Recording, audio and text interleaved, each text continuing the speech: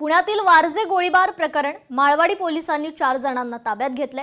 2 आरोपी अल्पवयीन असून सुधार गृहात रवानगी करण्यात आली। भूमिपुत्र कांबळेच्या हत्येचा बदला घेण्यासाठी गोळीबार करण्यात आलाय। अद्यापही 2 आरोपी फरार असून शोध सुरू आहे।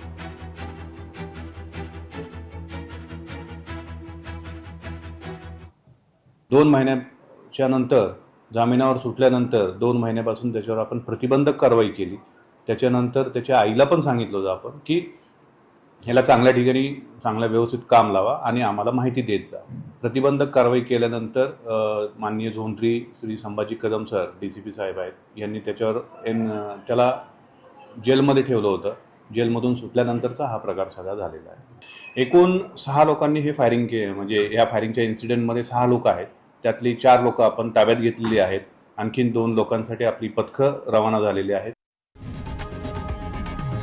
लोकशाही मराठी ऐका, पहा, जागरूक रहा।